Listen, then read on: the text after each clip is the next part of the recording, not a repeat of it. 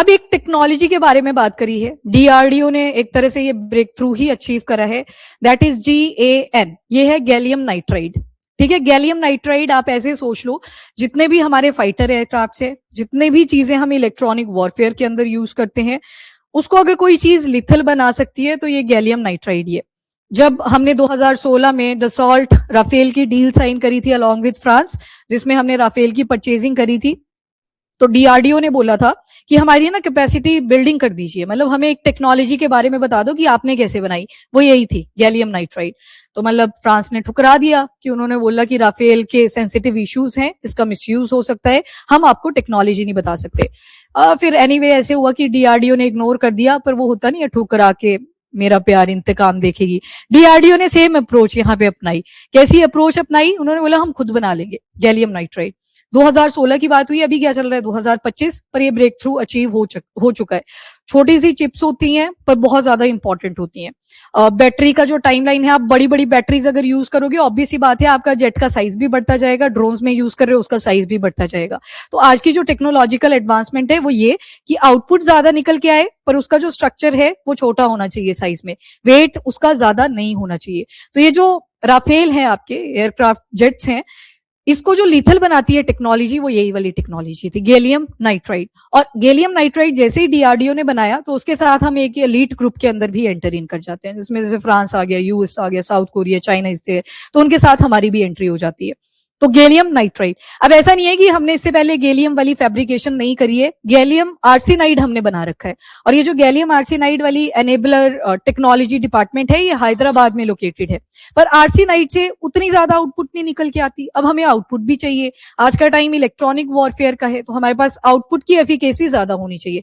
Gallium arsenide से उतनी नहीं निकल के आती, हमें बनाना ही क्या था, गैलियम नाइट्राइड। तो अभी जो बनाया वो गैलियम नाइट्राइड है। इसके अलावा और भी ऐसी चीजें हैं, ऐसे सेमीकंडक्टर्स के ऊपर हम काम कर रहे हैं, जो हम फर्दर और अपने एयरक्राफ्ट्स के अंदर यूज करेंगे, तेजस हो गया एंड ऑल, उनके अंदर भी यूज करेंगे। उनके एग्जाम्पल बाद में बताती हूँ, अब इसके बारे में पढ़ लेते हैं, दैट इज गैलियम नाइट्राइड। तो एक और जो चीज यहाँ पे इंपॉर्टेंट है, यहाँ पे फीमेल्स की कंट्रीब्यूशन भी बहुत ज्यादा रही। जो रिसर्च एंड डेवलपमेंट का काम रहा, वहां पे फीमेल्स का कंट्रीब्यूशन भी ठीक ठाक था। तो विमेन एम्पावरमेंट का भी एग्जाम्पल आ जाता है कि मतलब जो टेक्नोलॉजी की स्टडीज हैं, उसमें जरूरी नहीं होता मेल्स ही हमेशा एक्सेल करेंगे, वहां पे फीमेल्स की पार्टिसिपेशन भी रहती है। तो वेरी इंपॉर्टेंट, सबसे पहले इसके फीचर्स देख लेते हैं। गैलियम नाइट्राइड, ये याद रखना, गैलियम नाइट्राइड। ऑप्शन तो सिलिकॉन भी है, सिलिकॉन की फैब्रिकेशन कर दो, अगेन एफिकेसी की प्रॉब्लम है, उतनी एफिशिएंसी नहीं आएगी जितनी गैलियम नाइट्राइड की है। ओवरऑल आप ये सोच सकते हो कि सिलिकॉन ठीक है बना लेंगे, गैलियम आर्सेनाइड ठीक है बना लिया है हमने, ये भी बना है, ये भी बना है, इनकी टेक्नोलॉजीज हमें पता है, पर हमें जाना किस तरफ है, एफिशिएंसी की तरफ, मतलब ज्यादा एफिकेट हो वो नेचर में। तो इसी वजह से हमने क्या बनाया, गैलियम नाइट्राइड। तो ये सेमीकंडक्टर है। और आज के टाइम पे जितने भी आपके रेडार्स हैं, जो भी चीजें इलेक्ट्रॉनिक वॉरफेयर में यूज हो रही हैं, रेडार की इंपॉर्टेंस कितनी ज्यादा होती है, वो दुश्मन की पोजीशन को भी लोकेट करेगा, अटैक भी उसी के बेसिस पे करा जाएगा, जिसे आप इंटरसेप्शन बोलते हो, कि आपने टारगेट को हिट करा, जो भी मिसाइल वगैरह यूज करी। पर वो जो हार्ट है, जो काम कर रहा है बैकएंड पे, वो कौन होगा, गैलियम नाइट्राइड। ठीक है, तो ये डीआरडीओ ने अचीवमेंट करी है। अब ऐसा नहीं है अकेला डीआरडीओ है, डीआरडीओ की बहुत सारी लैब्स एस्टेब्लिश्ड हैं, तो उन्होंने भी हेल्प आउट करा है। तो वन बाय वन सारी डिटेलिंग देखते हैं। गैलियम नाइट्राइड, अब इसमें जो बैंड गैप सेमीकंडक्टर है, दैट इज बाइनरी 3 एंड 5। ये बाइनरी 3 एंड 5 क्या रिप्रेजेंट कर रहा है, उसकी बैटरी को, मतलब लॉन्ग लास्टिंग बैटरी की जो कंजप्शन है, ये कर सकता है, मतलब लंबे अरसे तक आपको आउटपुट देके आएगा। बैटरी भी एक इंपॉर्टेंट रोल प्ले करता है जब भी आप इलेक्ट्रॉनिक वॉरफेयर की बात करोगे। तो इसमें बाइनरी 3 एंड 5 लगे हुए हैं, बस ये बैंड गैप सा याद रख लेना कि बाइनरी 3 एंड 5 इसमें लगा हुआ है, बाकी ज्यादा डिटेलिंग में इसको करने की जरूरत नहीं है। देखो, जो इलेक्ट्रॉनिक्स इक्विपमेंट है, पहले तो वो बेसिक चीजों पे हम फोकस करेंगे, डिफेंस की तरफ जाते हैं, पर वो डीआरडीओ देख लेता है। HAL वगैरह को हम इंक्लूड कर लेते हैं। ECMS में नहीं है, वहां पे कहीं पे भी डिफेंस वर्ड नहीं यूज करा गया था, क्योंकि अगेन सेंसिटिव इश्यूज होते हैं, तो आप एकदम से इंक्लूड नहीं कर सकते। डोपिंग होती है, फैब्रिकेशन जो वर्ड बोला वो यही होता है, सैंडविच फॉर्म में बनाए जाते हैं ये, ऊपर कोई और एलिमेंट होगा, जैसे जर्मेनियम यूज कर लिया, बीच में सिलिकॉन लगा देंगे, नीचे दोबारा से जर्मेनियम लगा देंगे, डोपिंग बोलते हैं इसको। N type P type doping होती है, फिजिक्स का पार्ट है, मैं इसको नहीं फोकस करूंगी। हम सिर्फ सैंडविच वर्ड यूज करेंगे कि मतलब मल्टीपल एलिमेंट्स का आप यूज करते हो। डोपिंग पढ़ा है ना फिजिक्स में, याद है 11th 12th P type N type ये डोपिंग्स आती थी, हाँ डायोड्स आते थे, बिल्कुल वही वाले है ये। ठीक है जी, अब सेमीकंडक्टर की तरफ आ जाते हैं, गैलियम नाइट्राइड। स्ट्रेटेजिक सिग्निफिकेंस क्या रहेगा, तो इंडिया के डिफेंस इलेक्ट्रॉनिक्स। अब देख लो ये डिफेंस इलेक्ट्रॉनिक, पर यहाँ पे हम ईसीएमएस की बात नहीं कर रहे, जो स्कीम आप पीछे पढ़ के आए, वहां पे बाकी सारी चीजें हैं जो सिविलियन पर्पज से शायद यूज होती हैं। डिफेंस वाला जो इशू है वो सेंसिटिव रहता है कंट्री की नेशनल सिक्योरिटी के लिए भी, इस वजह से वो अलग सी जो ट्रस्टेड कंपनीज हैं उनको ये काम दिए जाते हैं, तो ये ध्यान में रखना। अब ऐसे थोड़ी है फॉरेन कंट्री को हम बुलाएंगे कि आप हमारे लिए ये वाली कैपेसिटी बिल्डिंग कर दो, वो तो फ्रांस ने पहले ही मना कर दिया था कि हम नहीं दे सकते ये वाली टेक्नोलॉजी, कर दी ना उन्होंने मना, उन्होंने बोला पूरे के पूरे जेट को ले जाओ पर टेक्नोलॉजी नहीं हम आपको बताएंगे कि ये कैसे बनती है। तो सेंसिटिव इशू रहता है जो इलेक्ट्रॉनिक्स आपके डिफेंस के साथ एसोसिएटेड है। और साथ में हमारी जो डिपेंडेंसी थी फॉरेन सप्लायर्स के ऊपर इस टेक्नोलॉजी को लेके, वो यहीं पे एंड हो जाती है, जैसे इसके अच्छे आउटपुट्स हमारे पास निकल के आए, एक्यूरेसी है। और ये क्या शो करता है कि अब इंडिया फाइनली सेल्फ रिलायंस बनता जा रहा है, और सेमीकंडक्टर की फील्ड में भी, बोथ डिफेंस और दूसरा सिविलियन पर्पस। यहाँ पे अब हम डिफेंस की फोकस करेंगे। अब देखो इसका बैकग्राउंड और ओरिजिन, 2016 में जब राफेल फाइटर जेट्स की डील होती है फ्रांस के साथ, तो उसी टाइम पे जेट्स के साथ साथ हमने ये टेक्नोलॉजी भी उनसे मांगी थी कि हमको बता दो एटलीस्ट कि ये गैलियम नाइट्राइड वाली टेक्नोलॉजी बनती कैसे है। अब डिपेंडेंसी थी, उन्होंने कर दी मना कि नहीं हम नहीं बताएंगे, सेंसिटिव इश्यूज हैं, नेशनल सिक्योरिटी और साथ में मिसयूज कर सकती है कोई भी कंट्री, तो हम नहीं बताएंगे आपको। वैसे तो वो बात मेमोरेंडम ऑफ अंडरस्टैंडिंग पे ही होनी थी, पर डाउट रहता है दूसरी कंट्री को कि हमने बनाई है तुम भी अपनी बना लो, वैसे वाली सिचुएशन। अब वॉर की जब सिचुएशन आती है आप किसी दूसरी कंट्री के ऊपर डिपेंडेंट नहीं रह सकते, और उस टाइम पे आपको रेट भी ज्यादा होता हुआ दिखेगा, होता है ना, ये फायदा उठाते हैं आपकी कंट्रीज की, अभी तो इनको जरूरत पड़ी है, अगेन डिमांड रेज करी, प्राइसेस बढ़ते हुए आपको दिखेंगे, तो इसी वजह से हमने ये डिपेंडेंसी रिड्यूस करी। तो ये जो GAN टेक्नोलॉजी है, ये जो डील थी, इसको मना कर दिया गया था कि नहीं हम नहीं इसको दे पाएंगे, आप बस ले जाइए इसको, पर हम ये नहीं बताएंगे कि टेक्नोलॉजी कैसे बनी थी। ये इशू हुआ था 2016 में। तो अभी के लिए DRDO ने सक्सेसफुली इसको डोमेस्टिकली बना दिया है अपनी कंट्री के अंदर, और ये देख लो ये line, diplomatic refusal led to indigenous push, मतलब ठुकराया उन्होंने हमको, उसके बाद जाके हमने बनाना शुरू करा। ये भी प्रॉब्लम होती है इंसान की ना, जब तक ठुकराया नहीं तब तक कुछ करेंगे नहीं, फिर बाद में गा देंगे ठुकरा दिया मुझे फलाना डिमका। तो मतलब पहले ही बना लो ना, रिसर्च पे तो शांति में फोकस होता है। तो DRDO ने कोई भी प्रेस ब्रीफिंग नहीं करी थी कि हम गैलियम नाइट्राइड को बनाएंगे, ये उन्होंने चला दिया था काम, बस ऐसे थी सिचुएशन। पहले आपने कभी नहीं सुना ऐसे गैलियम नाइट्राइड हम खुद बना रहे हैं, तो जब रिजल्ट निकल गया है तब जाके प्रिवेल करा कि बना दी हमने gallium nitride. Next is strategic decision, कौन कौन सी लैबोरेटरीज इन्वॉल्व थी, वेरी इंपॉर्टेंट स्टेटमेंट, प्री में आती है लोकेशंस। तो one is solid state physics laboratory, Delhi में इसके हेडक्वार्टर है, और दूसरा ये गैलियम आर्सेनाइड वाला जो इलेक्ट्रॉनिक कंपोनेंट्स बनाती है एनेबलर सेंटर है, that is located in Hyderabad. तो हैदराबाद और दिल्ली दोनों की कोलैबोरेशन रही, एंड टू एंड मास्टरी का एक एग्जांपल है। और साथ में मटेरियल ग्रोथ से वेफर फैब्रिकेशन, वो खाई आपने चॉकलेट, एक वेफर नाम की ही आती थी, क्या होता था ऊपर से क्रंच, नीचे भी क्रंच, बीच में सॉफ्ट सा मटेरियल डला होता था।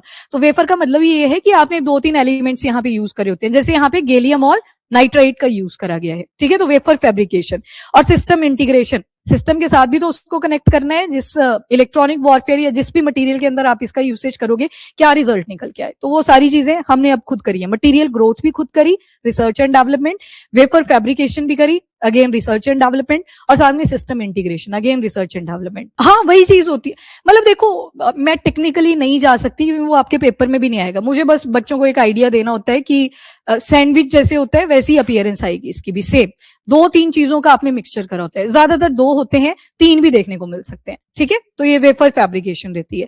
लैब टू बैटलफील्ड, अब देख लो इसकी टेस्टिंग, वैलिडेशन और रगडाइजेशन। रगडाइजेशन का मतलब होता है जो प्रोडक्ट है वो हार्श कंडीशन में क्या काम कर पाएगी, कई बार साउंड चेंज करेगी, वहां की जो लाइट वाली कंडीशन है वो चेंज कर सकती है, जैसे डे टाइम नाइट टाइम, तो दोनों में विजन का डिफरेंस है। इसके अलावा प्रेशर का डिफरेंस हो सकता है, आपके एयरक्राफ्ट का एग्जांपल, ऊपर प्रेशर का डिफरेंस आएगा। वाटर के लिए इलेक्ट्रॉनिक वॉरफेयर की फॉर्म में यूज करना है, अगेन प्रेशर का डिफरेंस, नीचे को जाओगे पानी के अंदर प्रेशर इंक्रीज करेगा, ऊपर को जाओगे हाइट पे डिक्रीज करेगा, ऑक्सीजन घट जाती है ना जैसे जैसे ऊपर जाते हो, तो वही वाला फर्क पड़ेगा। तो हार्श कंडीशन के अंदर ये कैसे काम करेगा, तो उन सारी टेस्टिंग के बाद ये रिवील करा गया है गैलियम नाइट्राइड को। तो मतलब अब फुली डेवलपमेंट हो चुकी है इस MMIC की। अभी बात करते हैं ये क्या चीज है अब। तो सबसे पहले मिलीमीटर स्केल साइज, और दूसरा वेरी हाई पावर की डेंसिटी है, मतलब सारी चीजों को हैंडल कर पाएगा। और अगर कोई जो ऑब्जेक्ट है वो जेट्स है या कोई भी चीजें आपके ड्रोन्स हैं, वो अपनी स्पीड को फटाफट से स्विच कर रहे हैं, तो उसके हिसाब से ये रिस्पॉन्स करने की टेंडेंसी रखेगा। और इवन टेम्परेचर 1000 डिग्री सेल्सियस तक के टेम्परेचर में ये आराम से ऑपरेट करा जा सकता है। तो यही तो खास बात थी, इसी वजह से इस टेक्नोलॉजी के पीछे पड़े हुए थे कि ये बननी चाहिए, और काफी ज्यादा सुपीरियर है। अगर आप सिलिकॉन बेस्ड सेमीकंडक्टर्स की बात करोगे उससे तो फार सुपीरियर है। तभी तो सिलिकॉन जो गैलियम आर्सेनाइड है वो बन रखा है, पर एफिकेसी के पीछे भाग रहे थे कि और ज्यादा आउटपुट चाहिए, और ज्यादा आउटपुट। अब ये जो गैलियम नाइट्राइड है 300 टाइम ज्यादा फास्टर है इफ कंपेयर टू सिलिकॉन, ज्यादा वोल्टेज टॉलरेंस है इसके अंदर, थर्मल रेजिलियंस है, टेम्परेचर को टॉलरेट कर सकता है 1000 डिग्री सेल्सियस आपने देखा, smaller lighter more powerful system के लिए इसको यूज करा जा सकता है। इसी वजह से इसे हार्ट ऑफ मॉडर्न रेडार्स भी बोला जा रहा है। ठीक है, हार्ट क्या मतलब, जो एक्चुअल में हार्ट रुक गया तो सारी चीज रुक जाती है, फंक्शनिंग रुक जाती है बॉडी की, तो इसको heart of modern electronic warfare system भी बोला गया है। और बल्कि अब आपको इंफ्रास्ट्रक्चर नहीं चाहिए होगा, क्योंकि हमारा टारगेट वो स्पेस टेक है, न्यूक्लियर टेक है, डिफेंस टेक है, यही रहता है। वजन कम होता चले पर एफिकेसी ज्यादा आती चलेगी। लिथियम सेमीकंडक्टर्स में लिथियम नहीं आता कभी भी, लिथियम बैटरीज में यूज करा जाता है। हाँ, गैलियम नाइट्राइड को नहीं, ये तो टेक्नोलॉजी लिथल है ना। हाँ, डोपिंग के भी परसेंटेज होते हैं, उस हिसाब से कमर्शियल पर्पज से भी करा जा सकता है। अभी आपने न्यूक्लियर टेक नहीं करा है, उसमें आप पढ़ते हो ये चीजें, परसेंटेज बहुत इंपॉर्टेंट रोल प्ले करती है। एक सिंपल सा एग्जांपल देती हूँ, जैसे सेंट्रीफ्यूगेशन नाम की एक टेक्निक होती है। आपने ज्यादा सेंट्रीफ्यूगेशन कर दी है, आपकी वो डिस्ट्रक्टिव एक्टिविटीज के लिए यूज होगा। कम करी हुई है 10 to 20% तक की सेंट्रीफ्यूगेशन करी है, तो वो आपके कंस्ट्रक्टिव एक्टिविटी के लिए यूज होगा। एग्जाम्पल, कंस्ट्रक्टिव एक्टिविटी क्या है, जैसे इलेक्ट्रिसिटी की बात करूं, वो कंस्ट्रक्टिव काउंट होगी या डिस्ट्रक्टिव? वो कंस्ट्रक्टिव ही काउंट होगी, वो लोगों के काम भी आ रही है, सारी पॉपुलेशन के काम आ रही है। वहीं पे मैंने डिस्ट्रक्टिव बोला, आपने मिसाइल बना दी, आपकी प्रोटेक्शन होगी, वो कंस्ट्रक्टिव पर्पस था, पर जब उसको फोड़ोगे वो डिस्ट्रक्शन ही कॉज करेगा। तो वैसे ये भी काम करते हैं परसेंटेज का। हाँ, मतलब अब देखो, इसको बोला ना कि जो राफेल को लीथल बनाता है, तो ये टेक्नोलॉजी आप सिविलियन पर्पस में नहीं लेके आ सकते, कमर्शियलाइजेशन नहीं कर सकते। फ्रांस ने भी इसी पर्पस से मना करा था, ये लीथल है नेचर में, सेंसिटिव इश्यूज रेज कर सकते हैं, इसका मिसयूज हो सकता है, तो इसी वजह से तो डिनाई करा कि हम नहीं देंगे आपको। बस वही है, सेम है, सेम सेम। मिलिट्री इंपैक्ट, ये सेंट्रीफ्यूगेशन की बात कर रहे थे। मिलिट्री इंपैक्ट क्या क्या रहेंगे, तो शार्पर रेडार बनेंगे, डिटेक्शन रेंज आपकी ज्यादा बढ़ जाएगी, तो इसी के ऊपर तो काम कर रहे थे हम। More effective electronic warfare system, compact high precision missile Sikar रहेंगे, क्रिटिकल है फाइटर्स के लिए, आपके अनमैन्ड एरियल व्हीकल्स के लिए, स्पेस प्लेटफॉर्म्स के लिए। अगेन स्पेस टेक में भी आप सेमीकंडक्टर्स का यूज करते हो, स्पेस सेक्टर भी आपका नेशनल सिक्योरिटी के हिसाब से इंपॉर्टेंट हो जाता है। देन स्ट्रेटेजिक इंडिपेंडेंस, मतलब ऐसी कंट्रीज जिनके पास ऑलरेडी ये गैलियम नाइट्राइड वाली टेक्नोलॉजी थी, जैसे US, France, Russia, Germany, south Korea, China, तो इनके पास तो ऑलरेडी है। नहीं, ताइवान का नाम तो नहीं दिया है, ये पीआईबी से उठाया है डेटा, तो इन्होंने यही कंट्रीज मेंशन करी हुई है जिनके पास ऑफिशियली गैलियम नाइट्राइड अवेलेबल है। उसके बाद आईपी ओनरशिप भी अपनी है, अब जो इंटेलेक्चुअल प्रॉपर्टी राइट्स दिए जाते हैं वो अपने पास हैं, अब हमारे पास टेक्नोलॉजी है इन शॉर्ट। तो एक आप यूं बोल सकते हो कि टेक्नोलॉजिकल सॉवरेंटी का एग्जाम्पल है ये, कि हमें दूसरे के ऊपर डिपेंडेंट नहीं रहना पड़ेगा, मांगना नहीं पड़ेगा, खुद के पास बना हुआ है। डिप्लॉयमेंट, अच्छा और भी हमने प्लान्स डिसाइड करे हुए हैं, जैसे तेजस मार्क 2 के लिए उत्तम मार्क 2, ऐसा बोलते हैं इसको वैसे शॉर्ट फॉर्म में अगर बोलना हो, एक्टिव इलेक्ट्रॉनिकली स्कैंड एरे, मतलब रेडार की ही बात हो रही है, तो इसके लिए जो डिप्लॉय करा जाएगा उसका नाम उत्तम मार्क 2 AES से रखा हुआ है।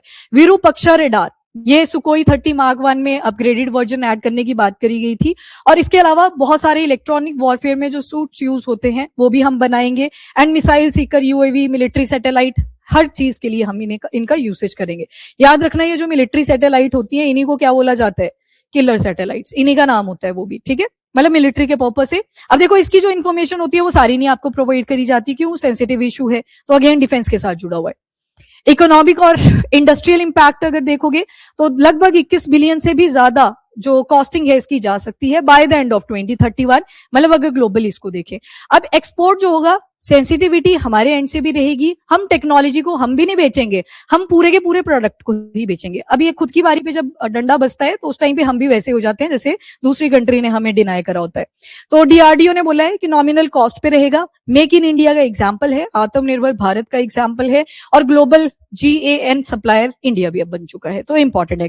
मतलब हम पूरे के पूरे प्रोडक्ट को बेचेंगे, कैपेसिटी बिल्डिंग हम भी नहीं करेंगे, हम भी वैसे ही हैं जैसे फ्रांस ने हमें डिनाई करा था, तो ये भी ध्यान में रखना।